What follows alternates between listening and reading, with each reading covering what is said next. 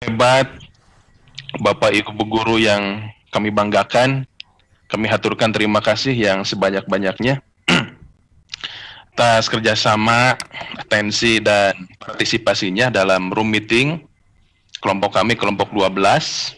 Pada kesempatan hari ini, di sini sudah terlihat sudah banyak sekali yang bergabung, dan kami juga mempersilahkan masih menunggu bagi rekan-rekan yang belum bergabung untuk bisa bergabung pada kesempatan hari ini.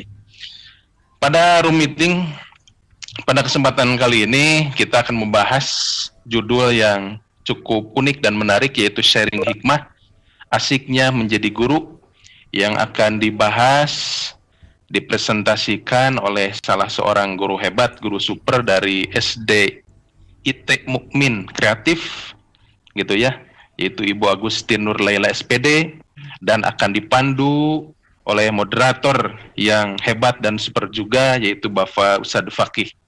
Oleh karena itu, untuk mengefektifkan waktu untuk memandu kegiatan ini, saya berikan kepada Bapak moderator, yaitu Bapak Ustadz Fakih. Bapak Ustadz Fakih dipersilahkan untuk memandu. Mangga. Baik. Terima kasih Pak Edi atas kesempatan yang diberikan. Assalamualaikum warahmatullahi wabarakatuh.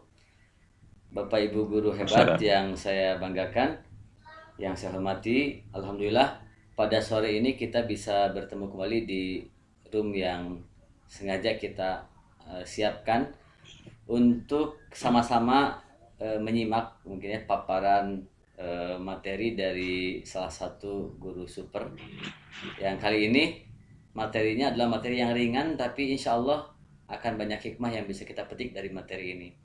Nah, yang akan disampaikan oleh pemateri pada sore ini adalah terkait dengan sharing pengalaman. Ya, sharing pengalaman menjadi guru. Dan ternyata di mata narasumber kita bahwa menjadi guru itu adalah sesuatu hal yang sangat asyik ya.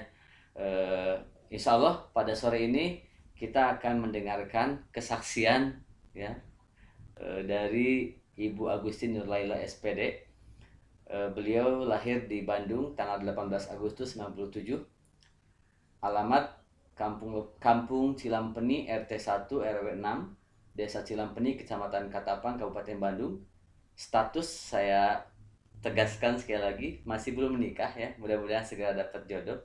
Kemudian riwayat pendidikan SDN Cilampeni 1, SMPN 1 Katapang, MTS Persis Katapang. Kemudian S1 STHI Siliwangi Bandung, program studi pendidikan guru Madrasah Ibtidaiyah.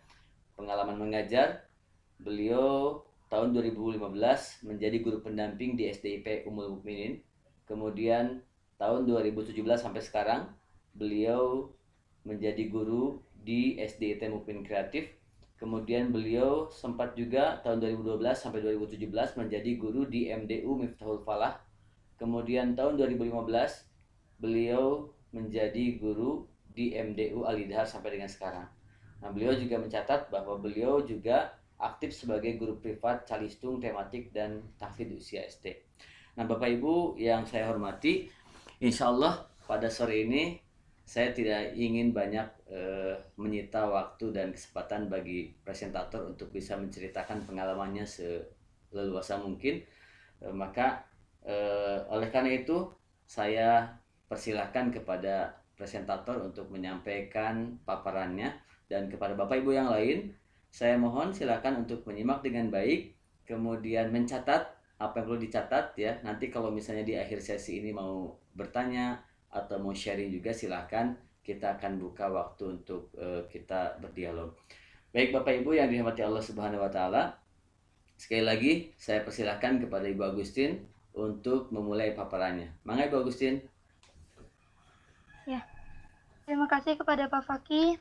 Assalamualaikum warahmatullahi wabarakatuh. Waalaikumsalam warahmatullahi wabarakatuh.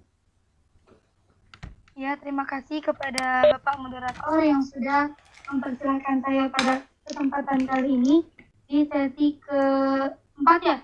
Sesi keempat untuk saya ini menjadi materi yang kedua. Nah, Bapak Ibu mungkin kalau untuk hal ini sebetulnya bukan materi gitu ya, sharing pengalaman lah intinya, tentang sharing hikmah asyiknya menjadi seorang guru.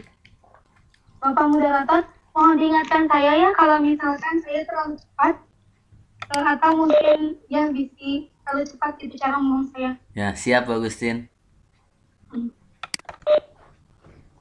Siap, baik. Nah, Bapak Ibu, sebelum kita sharing, saya ingin mengingatkan kembali, sebetulnya sudah sempat dikemukakan waktu pertemuan saya yang pertama tentang 4 kompetensi guru. Ini saya ingin hanya reminder ulang, yaitu apa itu guru. Kenapa perlu diingatkan? Karena kadang kita suka mana manusia itu perlu diingatkan begitu, supaya bisa menjadi lebih baik. Ibu Agustin, mohon maaf Ibu Agustin. Guru? Nah, menurut Undang-Undang Nomor 14 Tahun 2005 tentang guru dan dosen, guru adalah pendidik profesional dengan tugas utama mendidik, mengajar, membimbing, mengarahkan, melatih, menilai, dan mengevaluasi peserta didik pada pendidikan anak usia dini, jalur pendidikan formal, pendidikan dasar, dan pendidikan menengah. Masya Allah ya Bapak Ibu, ternyata dari artinya saja guru itu ternyata banyak sekali tugas utama. Banyak, tapi kalau kita sebagai guru hanya terfokus pada tugas saja, mungkin akan terkesan aduh berat, mending harus begini, mending harus begitu. Padahal jika dinikmati ternyata banyak sekali keasikan-keasikan yang sebetulnya membuat kita bertahan sampai sekarang, apalagi senior-senior yang sudah lama begitu kan. Ternyata kan setelah dijalani tidak sesusah itu, tidak terbebani itu. Bagusin, mohon maaf ada permintaan ini dari audiens. Boleh nggak diaktifkan videonya katanya? Oh, nggak usah ya. Mahal ya? Oke, mangga gimana Bu Agustin saja. Tapi bisa fokus begitu ya. Gak apa-apa ya Bapak Ibu, tidak usah diaktifkan videonya. Nah, selanjutnya, bentar. Nah, sekarang tadi gurunya sudah kita dipaparkan, kemudian apa itu hikmah? Saya mengambil hikmah itu dari arti berdasarkan Kamus Besar Bahasa Indonesia ya, bahwa hikmah itu ternyata bisa diartikan sebagai kebijaksanaan, kesaktian, bahkan makna yang mendalam. Dan mungkin secara familiar kita lebih sering ke bahwa hikmah itu adalah makna yang mendalam begitu.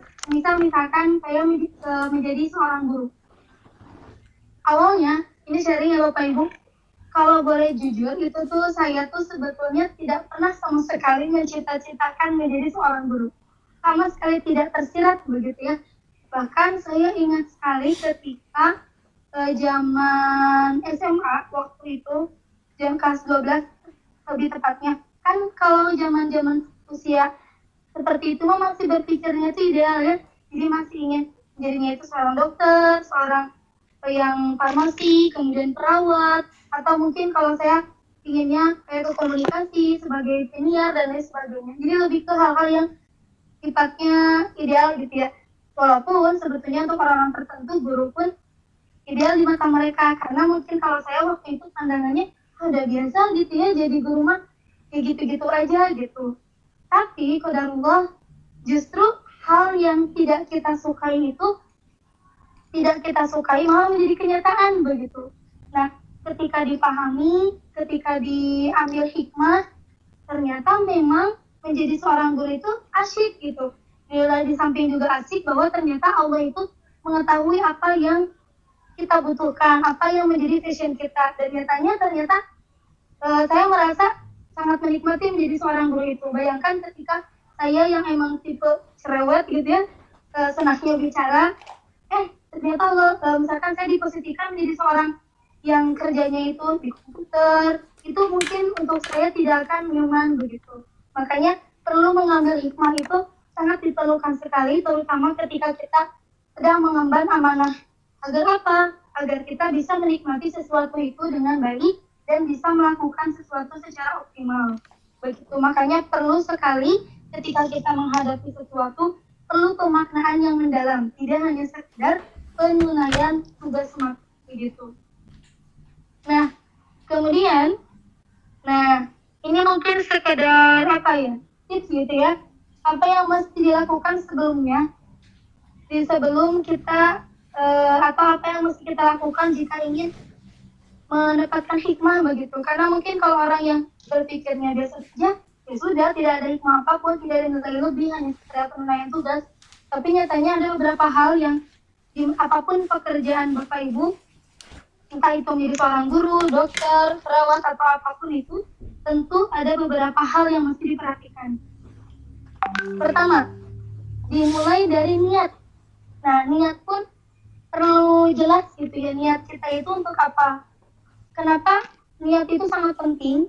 Karena nanti itu niat kita itu akan menjadi patokan kita ketika kita melakukan sesuatu.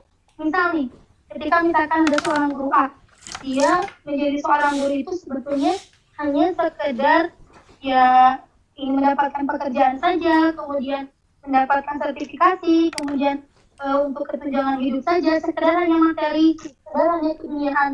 Ya otomatis mungkin ketika Bapak A atau Ibu A tersebut misalkan menghadapi masalah-masalah di sekolahnya, menghadapi seorang anak yang misalkan perlu perhatian khusus, mungkin tidak akan seoptimal guru yang merasa ini tuh bukan sekedar tentang materi begitu. Nanti pun akan terlihat perbedaannya akan seperti apa. Nah, makanya perlu sekali niat itu. Kalau nah, seperti sekarang nih, kan sekarang sedang wabah corona. Kalau seorang guru itu hanya berpikir tentang materi, udah mah guru itu gajinya luar biasa begitu ya, apalagi untuk guru honorer. Ditambah ada musibah seperti ini, mungkin kalau niat kita hanya sebatas keduniaan, ya sudah sampai situ saja begitu. Tidak akan ada nilai lain, tidak akan ada pemaknaan yang lain. Dan mungkin pada akhirnya hanya akan menggerutu, mengeluh, dan lain sebagainya. Makanya niat itu penting banget bagi Bapak Ibu ketika mengemban amanah. Supaya jelas Bapak Ibu itu ingin seperti apa, maunya apa, begitu. Kemudian yang kedua, syukur. Nah, syukur ini tentu Bapak Ibu kita itu mesti bersyukur atas apa yang telah kita peroleh. Karena karena mungkin saya masih di kalangan muda dan masih punya teman-teman yang muda juga, yang mereka itu hanya lulusan SMA. Dan kami suka sharing begitu ya dengan mereka. Dan pada intinya dari pembicaraan mereka itu, bahwa mereka itu ingin seperti kita begitu. Ingin seperti waktu itu karena saya satu-satunya yang berhasil begitu ya di lingkungan mereka yang dikatakan bisa lanjut gitu ke kuliah. Di antara mereka sampai mengungkapkan begini, saya tuh ingin seperti kamu, saya tuh ingin menjadi, sekalipun gajinya kecil, saya kerja di pabrik sekalipun gajinya besar, tapi sejatinya saya tuh ingin seperti kalian gitu, orang-orang yang memang berhasil secara keilmuan, kemudian bisa dihargai orang dan bisa juga bermanfaat untuk orang. Makanya sangat disayangkan sekali ketika misalkan Bapak Ibu yang masih merasa banyak mengeluh gitu, apalagi untuk orang-orang yang senior yang sudah mendapatkan status PNS, kemudian sertifikasi dan lain sebagainya, tapi masih tetap banyak mengeluh melakukan kecurangan dan lain sebagainya. Itu sangat disayangkan sekali karena di luar sana justru banyak sekali yang menginginkan seperti kita begitu. Kemudian yang ketiga yaitu penerimaan atau pengakuan. Nah, ini tentu penerimaan dan pengakuan ini tidak hanya sekedar lisan, yaitu Bapak Ibu, jadi juga pengaplikasiannya pun harus juga ditunjukkan. Dan yang terakhir yaitu mengoptimalkan peran. Saya itu terinspirasi gitu dari dosen saya waktu itu ketika saya merasa semester 1 ketika saya merasa mengeluh atas takdir Allah gitu, ketika saya ditakdirkan kenapa harus jurusan ini, kenapa harus menjadi seorang guru begitu, apalagi guru SD yang memang pada saat itu saya berpikirnya guru SD itu melelahkan, coba harus berteriak-teriak, coba harus pokoknya mah yang di pikiran saya itu hal-hal negatif. Akhirnya dosen saya itu bilang seperti ini, kalau misalkan orientasi kalian itu hanya sekedar dunia dan bukan kebermanfaatan, oh ya sudah, itu mangga silakan. Tapi kalau misalkan kita itu orientasinya itu adalah kebermanfaatan, maka apapun profesinya itu adalah kuncinya satu, yaitu mengoptimalkan takdir atau mengoptimalkan peran. Jadi apapun siapapun kita, profesi apapun kita, kalau kita ingin merasakan kebermanfaatan, baik itu secara dunia maupun secara akhirat, ya intinya itu mengoptimalkan peran kita dengan sepenuh hati. Begitu. Nah, selanjutnya, jadi apa nih hikmah yang saya rasakan gitu selama menjadi guru muda yang mungkin kalah jauh sekali ya pengalamannya dengan Bapak Ibu yang senior. Yang saya rasakan yaitu pertama, saya merasakan atau mungkin meyakini bahwa yang namanya menjadi guru itu hikmahnya itu yang paling utama yaitu kebermanfaatan atau amal jariah. Bapak Ibu mungkin sudah sangat familiar sekali ya dengan sebuah hadis bahwa jika seseorang meninggal dunia, maka terputuslah amalnya kecuali 3 perkara, yaitu sedekah jariah, ilmu yang dimanfaatkan, atau doa anak yang soleh. Bayangkan jika Bapak Ibu begini ya, sederhananya begini, kalau misalkan kita nih, ngajar satu orang saja, misalkan tolak kelas 1 begitu ya, kelas 1 itu ngajar dimulai dari nol banget, dari mulai mengajarkan cara baca, kemudian huruf-hurufnya, angka-angkanya, sampai anak itu bisa membaca dengan sangat lancar dan pasti. Nah, nanti kemudian kemudian anak itu menjadi rajin membaca, menjadi banyak pengetahuan sampai kelas 1, kelas 2, kelas 3 dan seterusnya. Banyak sekali ilmu yang anak itu dapatkan dari membaca ini. Yang tentunya dari satu orang saja, kalau satu kali anak itu melakukan kebaikan tentang membaca dari atas ilmu yang kita dapatkan, otomatis bakal mengalir. Itu dari satu orang. Ketika sampai kelas 6, kemudian SMP, SMA, kuliah, bahkan misalkan sampai anak itu berhasil menjadi seorang guru lagi atau misalkan menjadi seorang dokter, perawat, Masya Allah kan ya. Jadi tidak akan, kalau kita hitung matematika, tidak akan terhitung gitu, karena akan banyak sekali amal jariah kita gitu. Itu pun dengan catatan kalau kita memang meniatkannya itu dengan memiliki niat yang benar begitu ya. Sangat disayangkan ketika kita sudah memberikan ilmu, tapi kita itu tidak ikhlas begitu ya. Ya tentunya kebaikan yang mereka lakukan mungkin akan akan terhapus juga karena ketidakikhlasan kita memberikan ilmu itu. Nah makanya sangat penting sekali. Jadi amal jariah mah pokoknya ini sangat bermanfaat, apalagi bukan hanya di dunia, melainkan juga nanti akan menjadi penolong kita di akhirat itu, menyelamatkan kita dari api neraka. Kemudian yang kedua yaitu meruntuhkan batas ruang dan waktu. Nah ini mungkin kalau untuk saya belum misalkan belum kan begini, ada catatan. If you teach, you touch the future. Jika Anda mengajar sesungguhnya, Anda telah menyentuh masa depannya. Misal begini, seorang guru itu mengajarkan matematika misalkan ya, dari matematika dasar. Sampai pada akhirnya anak itu bisa matematikanya itu sampai matematika tingkat menengah, tingkat akhir, dan sampai kuliah begitu. Kemudian anak itu menjadi sebuah sosok seorang yang berkemampuan misalkan yaitu menjadi seorang arsitek misalkan begitu. Nah tentunya Bapak Ibu ini sebetulnya sudah mengantarkan anak ini sampai ke sana walaupun Bapak Ibu tidak ada di sana. Jadi anak ini yang sudah menjadi sosok baru menjadi seorang arsitek ini adalah berkat siapa? Berkat dari Bapak Ibu di masa lalu.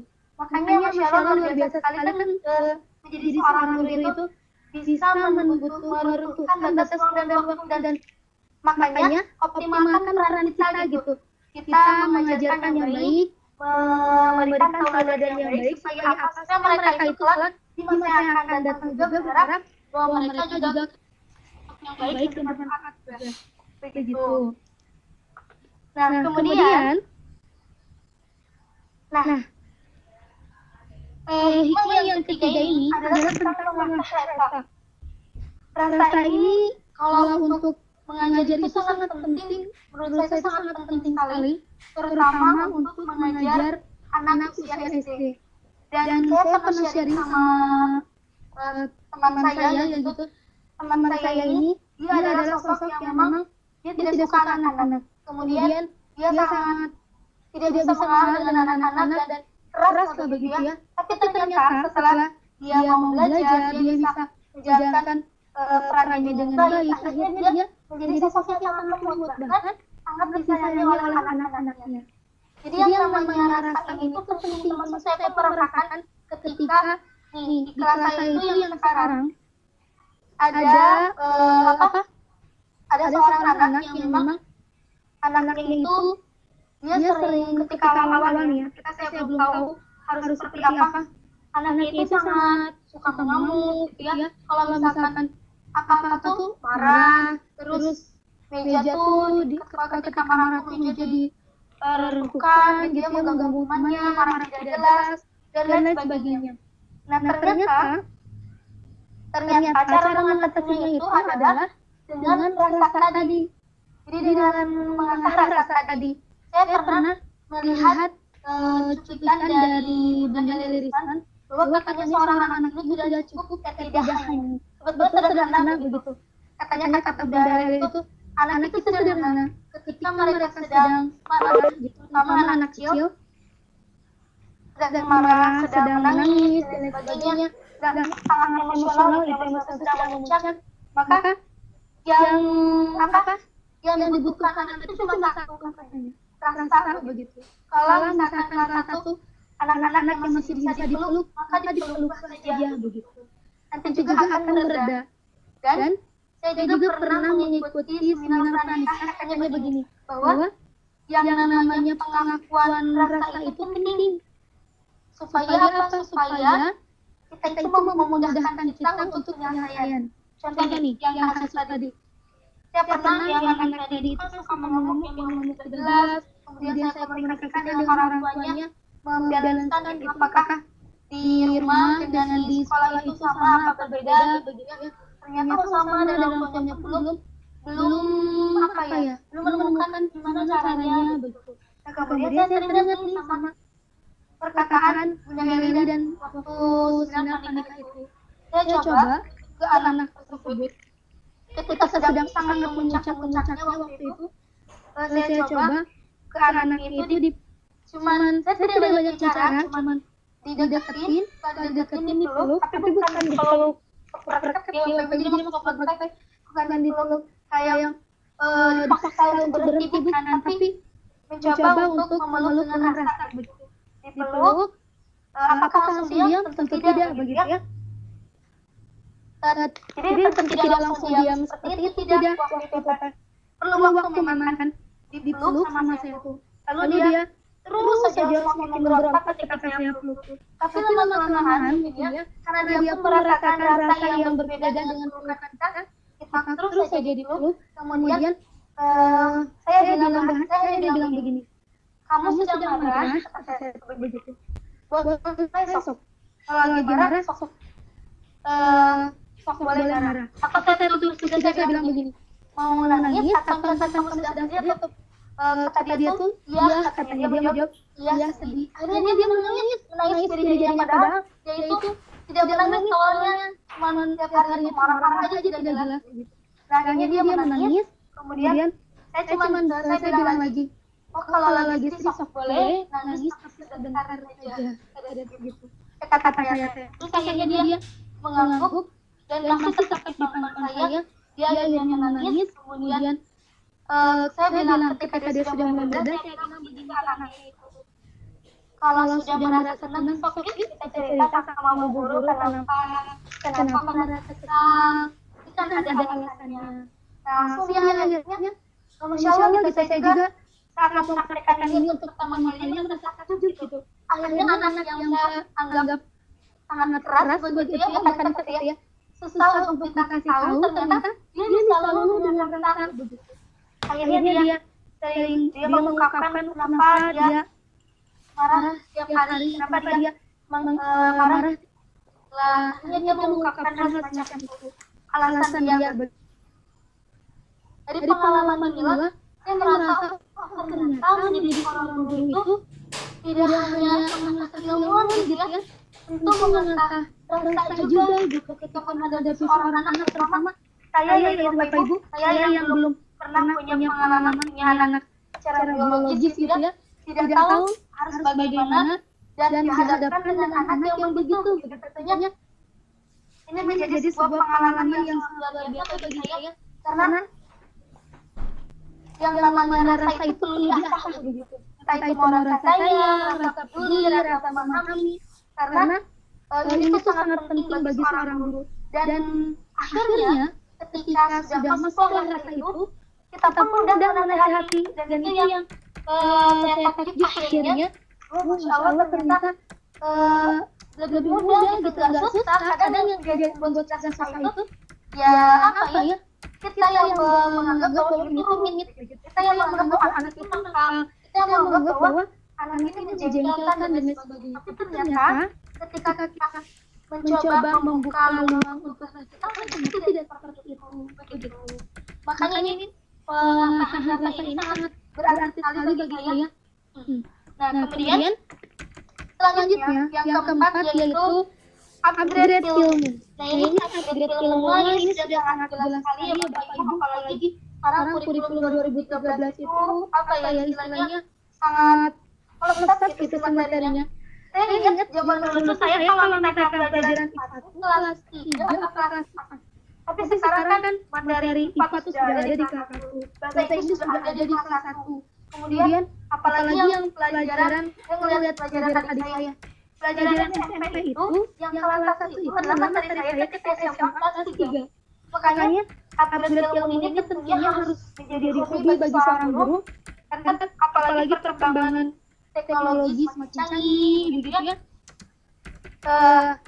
sangat canggih gitu, otomatis apalagi anak sekarang itu sudah mudah mengakses internet, banyak sekali di TV juga informasi sudah sangat canggih sekali. Makanya seorang guru itu jangan sampai gaptek gitu ya, jangan sampai ketinggalan ketinggalan kemampuan juga begitu. Yang sangat penting sekali upgrade ilmu ini.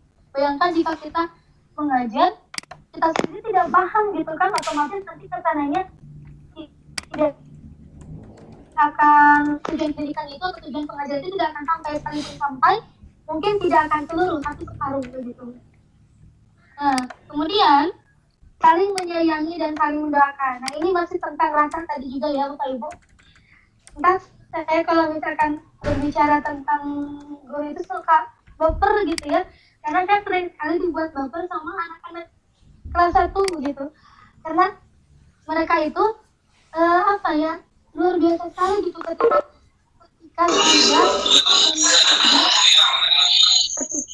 sudah menyayangi seorang guru itu, ternyata mereka menunjukkan begitu, dan tidak hanya anaknya saja, termasuk orang tuanya juga. Nah banyak sekali kejadian-kejadian yang dilakukan oleh salah satu yang saya tidak nyangka pikiran sih mereka begitu ya, sampai waktu itu ada pernah mereka itu hampir sering tiap angkatan selama 3 tahun saya mengajar di situ, tiap angkatan tuh kelas satunya itu mereka sering membuat kejutan untuk saya, padahal saya tidak pernah mengajarkan hal itu, walaupun kejutan itu sederhana itu banget, cuman kayak gini doang. Saya waktu itu ingat di jam istirahat, karena di sekolah saya itu full day gitu ya, sedang sekolah itu full day, jadi ada istirahat kedua jam siang. Nah kan saya tidak pernah mengajarkan ibu pengen dikasih hadiah nih, pengen ikut kegiatan, kan tidak pernah gitu ya, tidak pernah mengajarkan itu. Nah waktu istirahat siang itu, saya tiba-tiba kata anak itu begini, ibu istirahat saja, kata anak-anak itu, saja suka. Kita sudah persilahkan, kalau kita bilang boleh masuk, kata mereka tuh begitu. Oh ada apa? Pokoknya saya tuh sampai mereka tuh pembagian tugas, pintar sekali gitu ya. Anak-anak pembagian tugas, ada yang sebagai pengawal gitu ya. Kan gitu dengan zaman sekarang, kelas 1 ada yang sampai jadi pengawal. Nah, Bu ini bertugas jadi pengawal ibu, biar ibu gak kemana-mana katanya. Biar ibu enak aja sok makan siang, kata anak tuh begitu. Dan akhirnya ketika masuk, sederhana kejutannya itu adalah kelas 1 tuh membereskan kelas dengan sangat rapi banget gitu ya, dengan sangat rapi, dan mereka itu ngumpet di kolong meja. Walaupun misalkan saya kan ngelewat ke jendela itu kan kelihatan gitu ya anak-anak tuh, tapi yang namanya anak-anak kan culuk gitu. Ketika saya masuk mereka membuat kejutan, selamat datang Bu Guru, terus sambil menuliskan juga di papan tulis kita sayang sama Bu Guru dan lain sebagainya. Ini tuh Masya Allah sampai membuat saya terharu sekali begitu, karena memang saya tidak pernah mengajarkan hal itu. Makanya ternyata mengajar dengan rasa tuh begitu mengasyikkan, se-enjoy ini, sampai menghapus tuntas tentang pemikiran saya yang dulu bahwa menjadi seorang guru itu beban, menjadi seorang guru itu tidak enak gitu. Ternyata tidak seperti itu. Walaupun mungkin akan berbeda sayangnya untuk taraf seperti anak siswa yang SMP, SMA akan berbeda mungkin. Tapi ini mungkin pengalaman saya anak kelas 1 ya begitu. Sangat mengasyikkan lah pokoknya.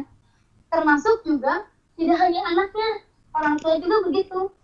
Karena pentingnya, makanya Bapak Ibu penting sekali gak komunikasi, sampai ada orang tua itu saking tidak nyangka gitu akan kasih sayang itu, tapi sayangnya ke orang itu sampai bilang begitu, Bu, mau mangga, saya mah dengan sukarela memberikan ibu apa saja, katanya begitu. Sampai mau awal meskipun itu misalkan berupa materi, mangga katanya. Bukan saya kaget ya Bapak Ibu, Insya Allah ternyata sebetulnya begitu ya orang tua. Dan lagi-lagi saya dibuat takjub dengan hal-hal yang bersifat rasa begitu. Entah mungkin fitrahnya seorang perempuan mah baper gitu ya. Jadi dan saya tipikal orang yang mudah terharu gitu ya dengan hal-hal yang sederhana begitu. Nah kemudian keberkahan. Nah keberkahan tentunya yang namanya keberkahan itu tidak diukur dengan materi ya Bapak Ibu, walaupun bisa jadi salah satunya misalkan dengan gaji yang besar kan tidak hanya itu gitu ya, tapi mungkin bisa jadi salah satu indikator. Nah kan kalau misalkan kita lihat dari secara finansial mungkin ya, orang guru itu kan sangat jauh gitu ya, jauh banget dan sangat jauh gitu dari, apalagi dari teman-teman saya yang memang dia pekerjaannya ada yang di rumah sakit, kemudian ada yang jadi di pertambangan, Masya Allah jauh banget pokoknya. Tapi ternyata kalau kita menghitung secara matematika otomatis tidak akan cukup, benar-benar nggak akan cukup gitu ya. Tapi ternyata yang namanya berkah itu tidak terukur dengan angka begitu. Nyatanya nih sampai detik ini kita masih berpakaian rapi, bahkan masih disegani orang. Kemudian kita masih bisa makan, masih bisa membiayai hidup, apalagi untuk orang-orang yang sudah senior gitu ya, Masya Allah luar biasa mereka merasakan gitu keberkahannya. Yang namanya berkah ini tidak bisa dibeli hanya dengan materi ya Bapak. Tentunya keikhlasan dalam menjalankan sesuatu juga itu menjadi faktor gitu, untuk mendapatkan keberkahan. Kemudian, hikmahnya juga itu adalah motivasi diri. Kenapa menjadi motivasi bagi saya? Karena yang namanya guru itu adalah digugur dan ditiru. Nah ini saya pernah mendapatkan seorang anak yang suatu ketika pada waktu itu saya menegur seorang anak karena dia melakukan sebuah kesalahan begitu. Ternyata saya tidak tahu kalau ada salah satu anak yang mengcopy paste persis banget dengan apa yang saya lakukan.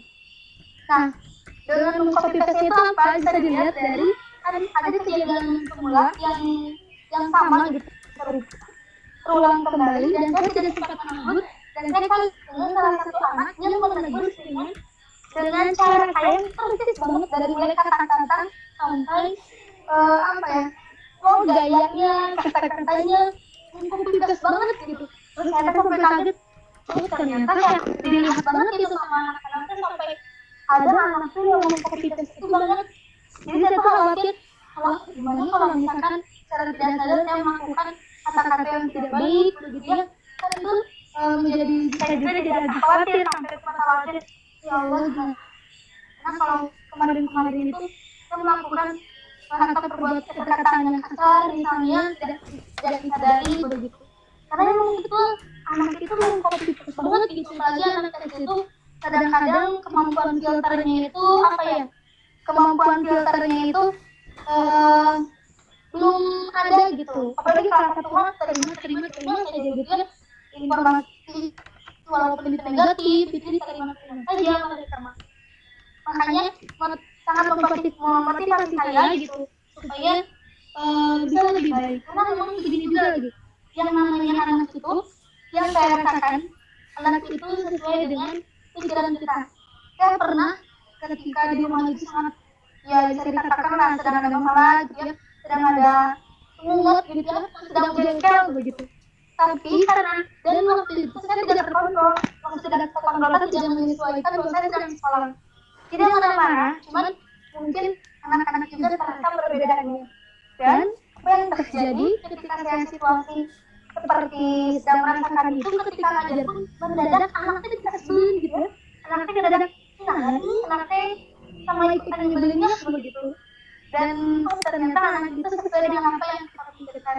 Makanya Bapak Ibu, mindset kita tentang anak itu harus penting gitu ya, harus mindset kita tentang anak-anak itu sangat berpengaruh begitu. Karena kadang-kadang bahkan seringnya saya rasakan begitu kalau kita sedang berpikir anak-anak hari ini sudah anak-anak itu lagi menjengkelkan banget, apalagi sekarang lagi mengucap dia lagi ini pernah saya begitu. Ternyata ketika dijalani betul anak-anaknya makin mengucap begitu ya. Tapi setelah saya itu dapat nasihat dari ketua yayasan kalau tidak salah, jadi intinya kata beliau tuh tetap berpikir positif dan jangan fokus pada masalahnya, kata beliau itu begitu sana. Kalau misalkan merasa ada masalah di kelas, jangan fokus pada masalahnya, tapi fokuslah pada apa yang ingin kita lakukan untuk memperbaiki masalah itu. Begitu, jadi ya betul ya, jadi ini sangat memotivasi saya supaya bisa lebih baik lagi begitu. Kemudian enjoy dan happy. Tentunya dari sekian cerita saya dari awal sampai akhirnya sudah dapat disimpulkan bahwa saya begitu menikmati sekali menjadi seorang guru ini karena merasa bahagia dan bahkan sekarang tuh kalau misalkan sedang mood kan kalau sedang mood tuh kalau ketemu anak-anak tuh jadi senang gitu karena mereka suka melakukan hal-hal yang terpungut gitu ya, konyol gitu. Sekalipun saya kesal, tapi saya tidak bisa marah kalau ada ujungnya. Saya suka ketawa gitu, bahkan saya dijuluki sama guru-guru itu murah tawa. Karena saya gampang banget gitu buat ketawa begitu. Jadi pokoknya Bapak Ibu menikmati saja gitu apa yang menjadi peran Bapak Ibu saat ini. Karena kalau sudah dinikmati ternyata yang sulit itu akan terasa menjadi mudah. Begitu. Dan terakhir tentunya adalah baby face. Asalnya ya baby face ini menjadi karena ini saya tuh sering banget ketemu karena mungkin badan saya tuh kecil. Ya jangan kecil atau ya mending the point agak tidak tinggi begitu ya. Penting di badan saya terlalu tinggi.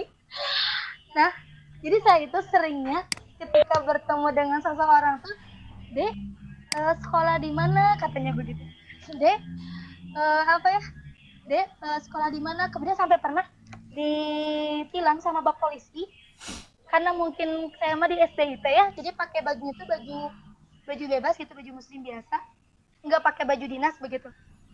Nah, waktu itu saya pernah ditilang sama polisi, katanya begini kata polisinya tuh, Dek ini ke pinggir cina. Nah, Dek saya teh kaget sama polisi disebut Dek.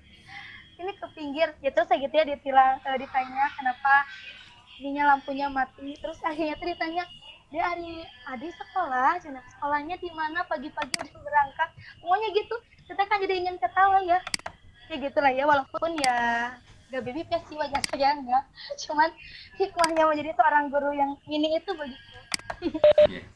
Dan juga saya melihat guru-guru SD zaman dulu yang pernah mengajari saya itu nggak berubah wajahnya teh, tetap pas gitu.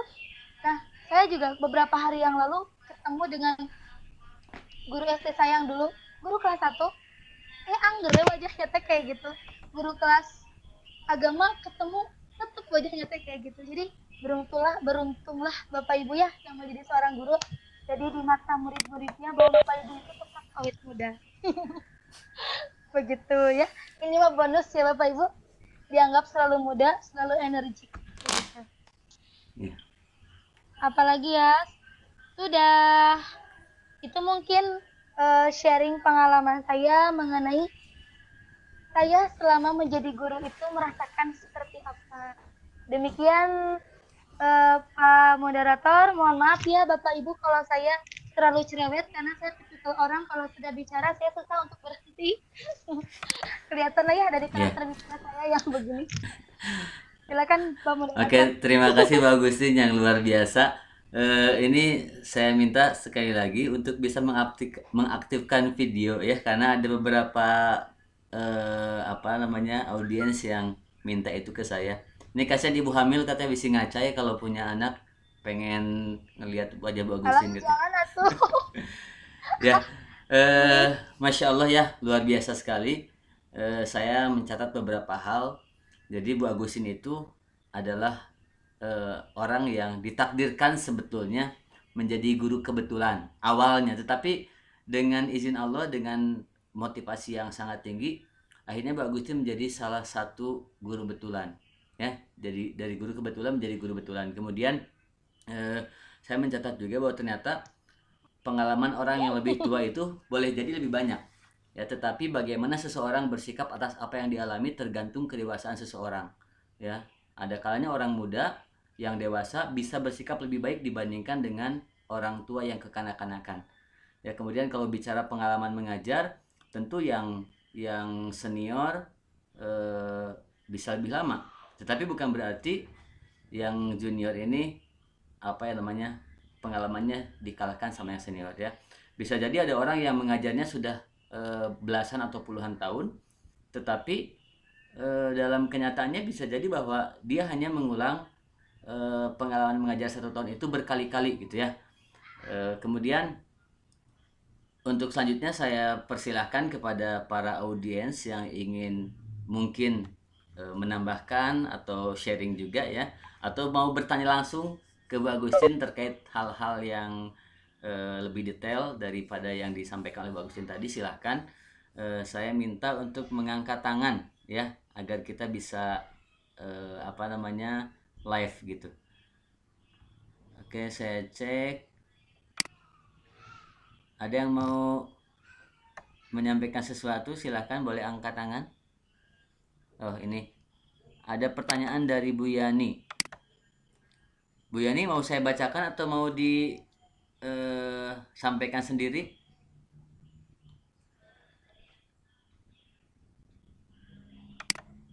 Oke, saya cek ya. Ya, Bu Yani boleh, silakan menyampaikan.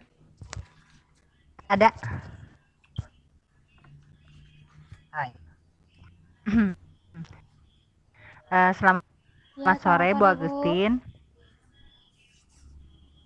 Ya, mau bertanya, kebetulan mungkin Bu Agustin guru SD ya, berdekatan dengan di saya itu ada murid yang mempunyai mungkin dibilang indigo, kata periksaan di rumah sakit, orang tuanya bilang dia itu indigo, tapi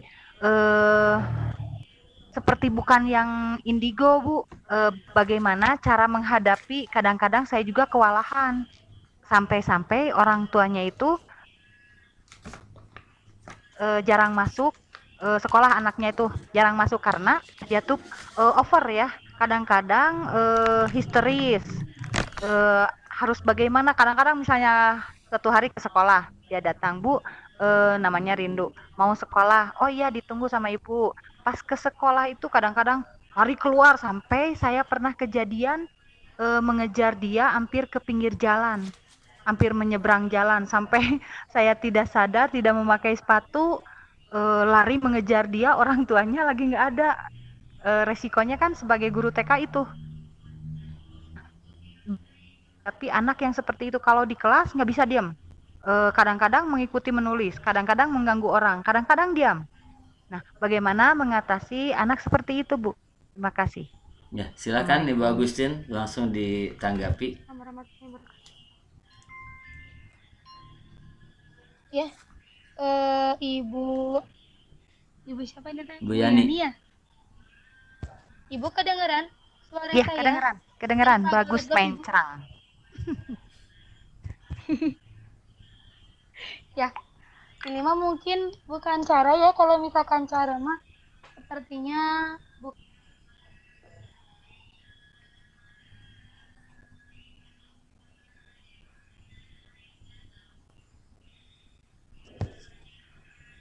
Agustin, suaranya hilang Bu Agustin. Mana, Bu?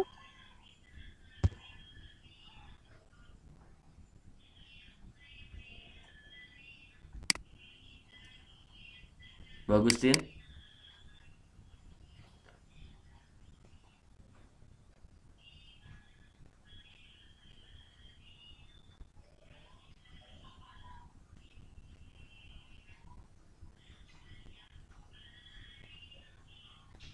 Bu Agustin.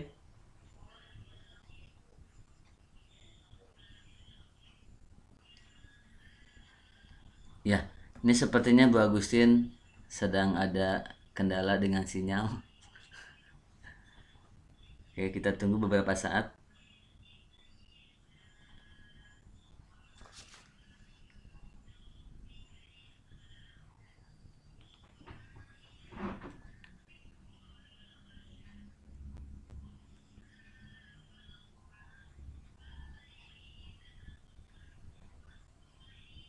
Oke.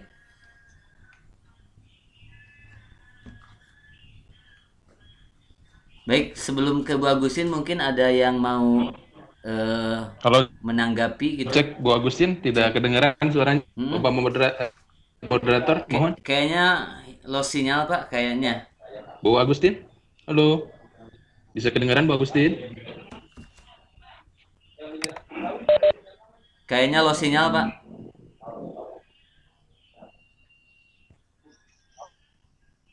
Mungkin kita tunggu sebentar, mohon maaf Bapak Ibu partisipan. Kayaknya ada gangguan sinyal. Ya, Iya, seperti itu. dimohon untuk bersabar sebentar.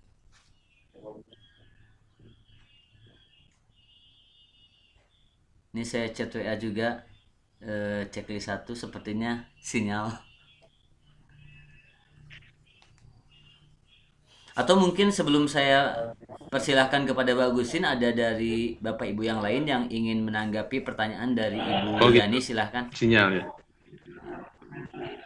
Bu Agustin kalau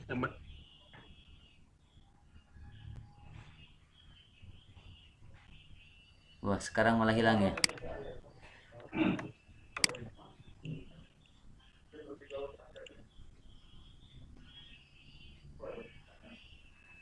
Ya. Ya, malah hilang sekarang.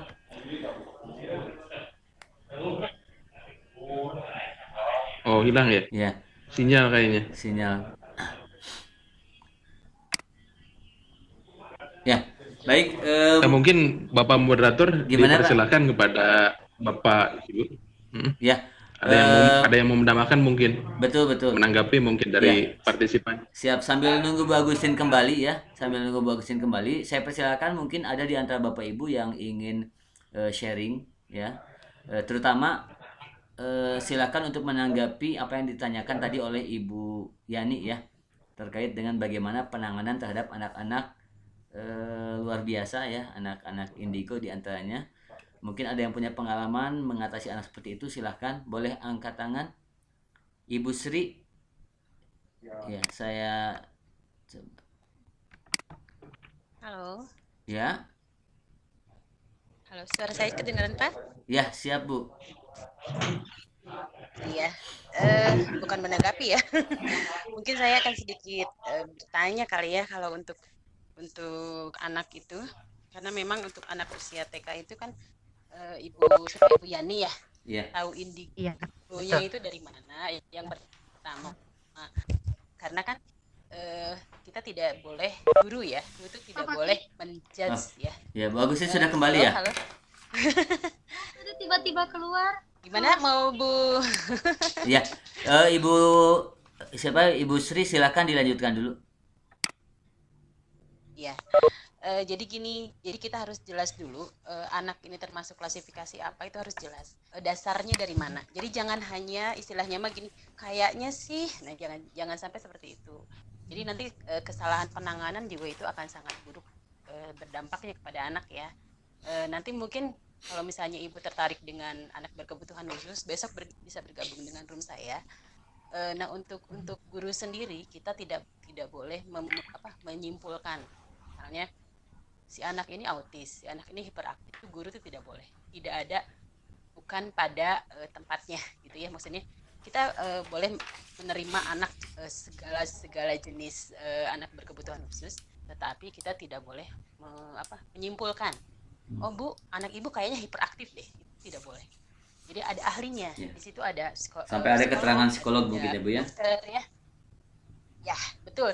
Jadi yang Iya. pertama ibu lakukan itu tanya yang betul kepada mamanya. Mama itu dapat indigo itu dari mana? Jadi tidak boleh hanya melihat ciri-ciri tertentu kemudian ini anak saya nih pasti indigo nih. Anak saya ini bisa ngelihat hantu deh kayaknya. Anak saya itu bisa meramal masa depan misalnya ya. Tapi kita tidak boleh gitu. Kalau sebagai guru itu harus tetap berpegang kepada bahwa si anak itu semua anak itu sama yang pertama.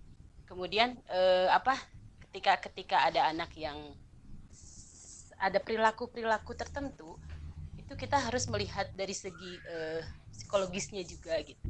Mungkin kalau misalnya ibu nanti bisa ngobrol, Mama gimana kalau disarankan misalnya ya bertemu dengan klinik tumbuh kembang atau misalnya dengan psikolog gitu ya, itu mungkin akan lebih meyakinkan dan akan menangani dengan betul gitu. Jadi kalau misalnya hanya kayaknya sih begini, nanti akan kesalahan penanganan itu bisa fatal gitu. Jadi mungkin seperti itu ya. Iya. Oke. Iya. Terima Kalau untuk kasih langkah pertamanya. sarannya. Ya, sarannya dari Ibu Sri. Tapi itu memang bukan perkiraan saya. Tapi itu memang anak itu udah 2 tahun sekolahnya, Bu. Jadi memang sudah diperiksa ke rumah sakit, ke orang pinter, terus ke psikolog juga udah. Memang dia Iya. punya kelebihan. Disebutkan indigo memang iya. Karena dia bisa menebak seperti ini. Pas begitu berdekatan dengan saya, mungkin dia bisa menerawang ya. Saya juga nggak tahu, sampai kaget, saya sampai merinding mendengarnya. Bu, saya sayang sama ibu, kayak gitu. Kenapa gitu? Ibu lagi ada masalah ya? Sampai meringkak bulu pun Bu. Pas bilang, kok Iya, tahu iya. gitu. Nah dia itu bisa menebak itu. Terus Bu, aku nggak mau hidup kecil itu di orang itu. Sampai muringkak, saya nggak ngelihat, dia bisa ngelihat gitu. Iya. Saya bukan menebak, tapi memang orang tua bilang begitu. Ya maksud saya kan asal muasalnya gitu. Jadi ketika ada anak itu seperti itu. Aha. Nah kalau misalnya sudah ada ibu udah ada istilahnya mah udah ada kepastian misalnya Iya. kepastian bahwa si anak ini A, si anak ini B, mungkin ibu kalau misalkan kita yang pertama kita tidak istilahnya mah ilmu kita terbatas, Iya. mungkin ibu bisa baca-baca juga mungkin ya di Google kan sekarang banyak ya googling menangani anak seperti ini. Tapi yang pasti kita jangan sampai membedakan dia gitu. Jadi misalkan karena si anak ini spesial istilahnya mah, jadi dalam artian kita tetap seolah-olah di mata kita tuh dia tuh sama dengan yang lainnya gitu. Tapi kita dalam otak kita ada catatan tertentu. Karena memang si anak itu seperti tadi kata Bu Agustin ya, dia akan merasakan gitu ya. Kalau misalnya kita tulus, insya Allah si anak itu akan nyambung sama kita gitu. Tapi kalau misalnya kitanya dibuat-buat atau misalnya kitanya kehelnya di dalam hati teh, kadang suka gitu ya. Ya, gitu kumahanya budak teh gitu ta. Itu kadang-kadang jangankan yang indigo gitu, yang anak biasa pun itu bisa membaca gitu, bisa merasakan ya Bu Agustin ya. Karena ya memang jadi kita memang harus banyak belajar lah dari anak-anak ini. Insya Allah sih kalau misalnya keterbatasan dalam hal ini kita bisa searching, bisa baca-baca, boleh mungkin berbagi juga dengan guru-guru spesial ya, karena memang kadang-kadang membaca saja tidak cukup. Ya, Ya. Mhm. Oke. Ya mungkin itu Ya, terima kasih kepanjangan. Ibu Sri dan Ibu Yani ya. Tadi sebenarnya Ibu. kalau saya simak tadi sebenarnya sudah ada tanggapan yang mungkin akan mirip-mirip juga dengan yang disampaikan oleh Bu Agustin, tapi nanti kita lihat ya. Cuman mungkin nanti bisa juga disarankan jangan ke orang pintar tapi disuruh diruqyah kalau anak seperti itu ya. Baik Bu Agustin, silakan Bu Agustin. Kalau tanggapan dari saya sih sama aja sebetulnya tadi sama kayak Ibu Sri ya. Bu siapa sih tadi? Ibu Bu Sri, ya? iya.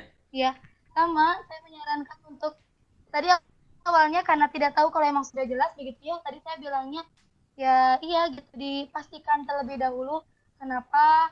Terus juga bukan hanya ini teh apa sih bukan hanya penamaannya saja karena kalau untuk menjudge atau memutuskan dia ABK atau tidak itu bukan hak kita tapi hak psikolog. Nah, nanti juga memang betul nanti bakal ketahuan juga treatmentnya harus seperti apa. Dan saya pernah waktu itu ke tempat ruqyah gitu ya. Nah, katanya itu waktu seminar ruqyah tuh kata si ustadznya itu biasanya kalau misalkan anak yang di usianya itu masih kecil yang diruqyahnya itu bukan anaknya katanya begitu tapi orang tuanya Iya. begitu. Ini mah saya juga tidak tahu ya, saya tidak tahu ilmu sampai sana, cuman ini betul apa tidak nyaman, entah ya Pak Paki ya, sama Pak Paki yang lebih tahu, lebih keilmuan. Cuman sempat saya waktu itu ikut seminar ruqyah katanya begitu kayak anak-anak yang indigo, yang suka yang aneh-aneh begitu ya. Biasanya sama orang tuanya juga yang ikut dilibatkan begitu. Oke. Dan mungkin sekian. Makasih ya Ibu Sri sudah membantu menjawab. Baik, terima kasih. Ini saya lihat ada Pak Utom angkat tangan dari tadi. Silakan Pak Utom, ingin menyampaikan sesuatu.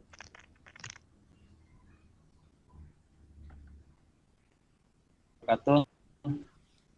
Ya, mangga Pak Utom, silakan. Terima kasih kepada Bapak Moderator atas waktunya.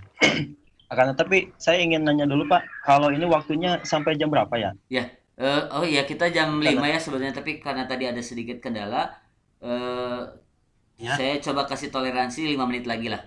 Jadi jam 17 5 menit lagi. lebih 10 kita tutup. Ya.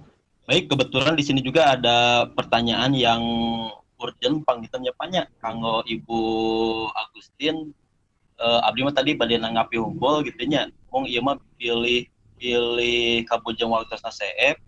Ieu aya pertanyaan ti eta bilih bade ngawaler mangga heula eta heula teh nya. Pertanyaan, Aya pertarusan di chatting, mohon. oh ti Pak Haji Andris ya. Abdi mah tadi teh bade sharing hunkul, mung ieu aya pertarusan anu urgent, Oke, mangga heula eta heula. siap. Bu Agustin ada pertanyaan ini di chat.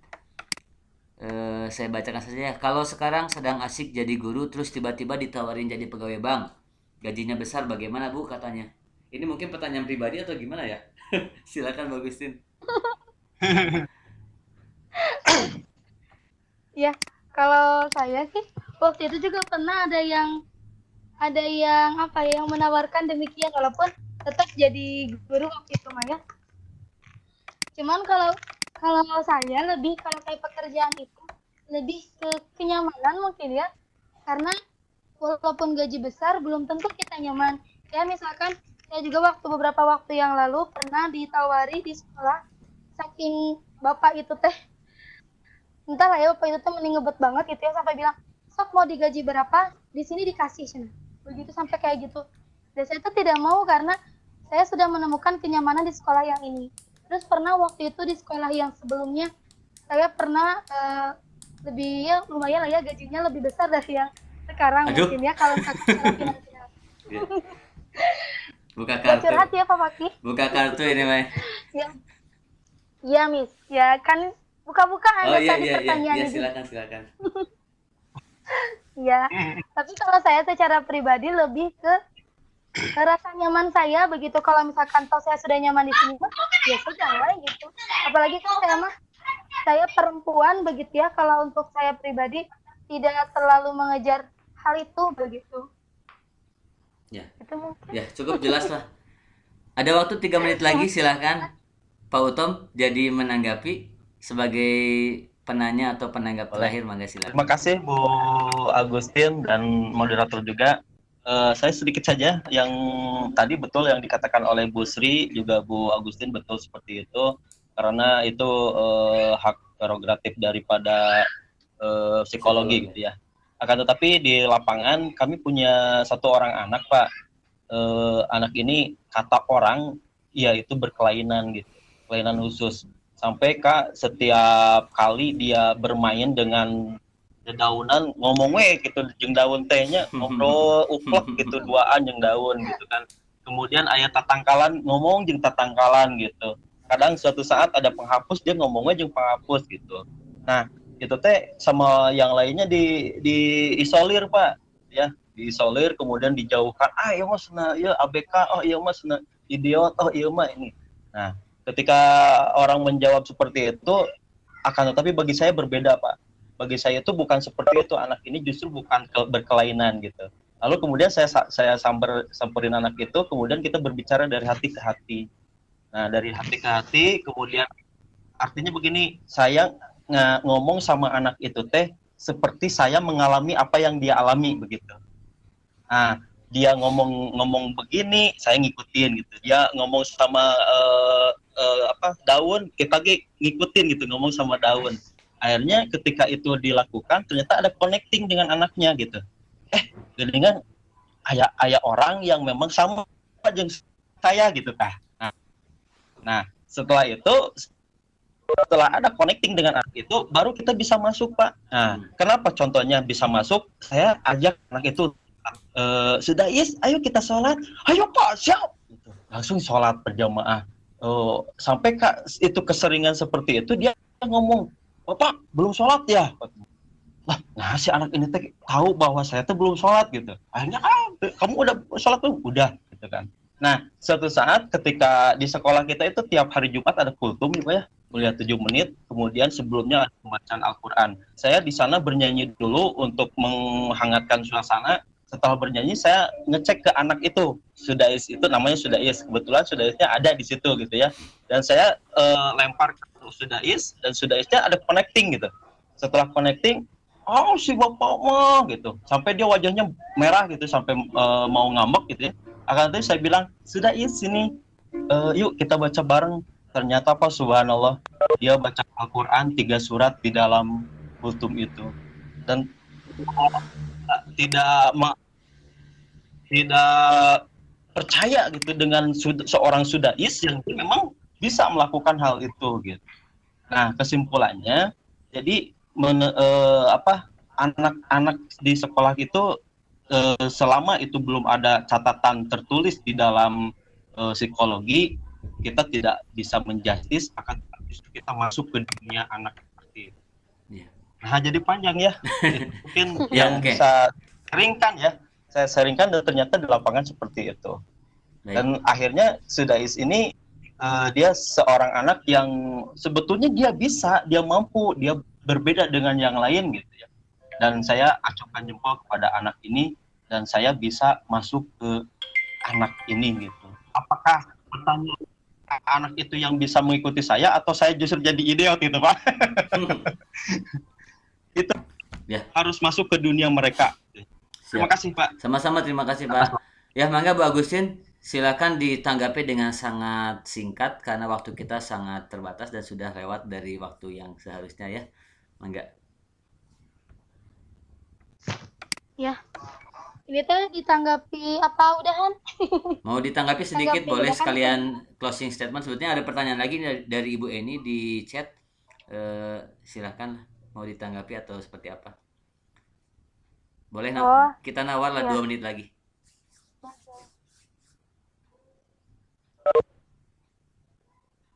Ya, kalau saya sih biasanya selalu mengikuti alur mereka begitu.